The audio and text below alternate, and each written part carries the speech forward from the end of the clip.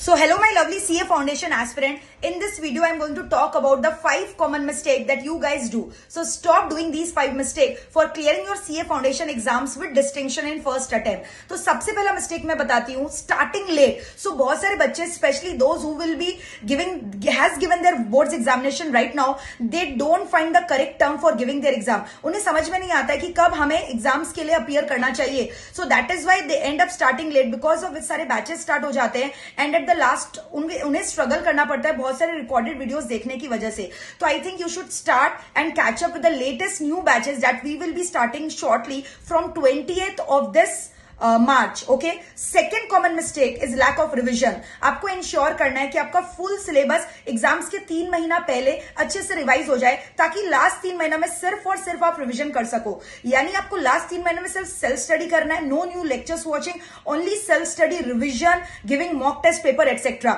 Number 3 is writing practice. You guys struggle because आप लोग writing practice नहीं करते हो. This is a third common mistake that I have seen, specially for the descriptive paper like law and accounts. इसमें writing practice must है. अगर आप writing practice नहीं करोगे तो बहुत ज्यादा आपको एग्जाम्स में लिखने में प्रॉब्लम होगा. And specially if I talk about law आपके लिए पूरा टोटली न्यू सब्जेक्ट है विच इज वेरी टेक्निकल, और जिसके लिए आपको राइटिंग प्रैक्टिस करना खास करके बहुत जरूरी है. और मैं अपने क्लासेस के दौरान और क्लासेस के बाद भी बहुत सारे राइटिंग प्रैक्टिस करवाती हूँ, और लॉ का दरबार तो मिस करना ही नहीं है.